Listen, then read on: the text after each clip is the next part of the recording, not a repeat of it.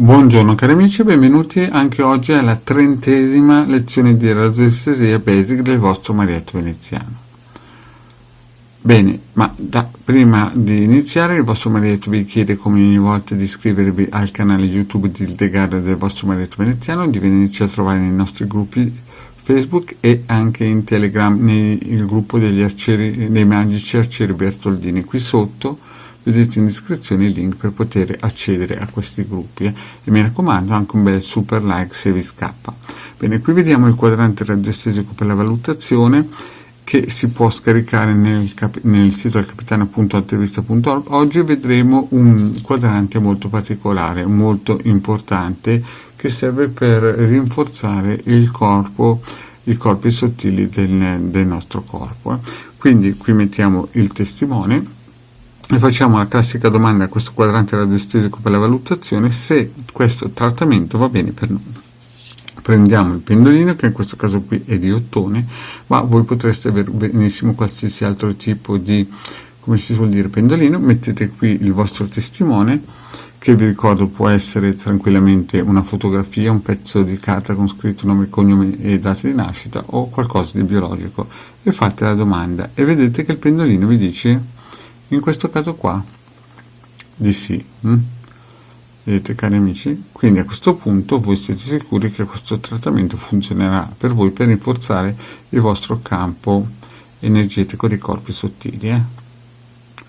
Bene, a questo punto togliamo, passiamo al prossimo circuito, che è quello per il tempo. Per quanto tempo utilizzeremo questo circuito radionico che metteremo? Qui metteremo sempre il nostro testimone, prendiamo il nostro pendolino e chiediamo per quanto tempo, e il pendolino ci dice che come minimo deve stare in azione, in opera almeno 7 ore. Vedete? Quindi per 7 ore noi utilizzeremo questo circuito. Voilà, quindi spostiamo e adesso prendiamo il nostro circuito. Questo qui è il circuito radionico induttore magnetico fatto dal vostro Marietto Veneziano. Vedete, qui sono varie losanghe che servono proprio per lanciare, per inoltrare, per mandare.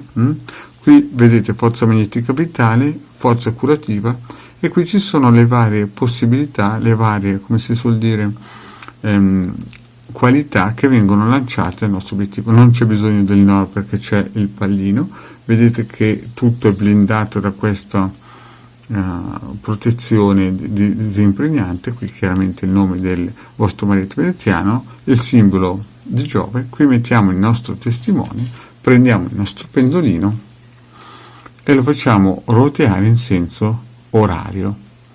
Quindi facciamo roteare in senso orario fin quando il pendolino non finisce la sua corsa. Fatto questo, prendiamo la nostra macchina radionica e la posizioniamo in un posto sicuro, tipo sopra un armadio, sopra un tavolo, dentro un cassetto. Vi ricordo che questi circuiti non hanno bisogno di luce solare, quindi va bene perché la radionica funziona con la luce eterica. Quindi lasciamo per 7 ore in un posto sicuro, dopodiché potremo smantellare questa macchina radionica. Fatto questo, l'operazione sarà a buon fine.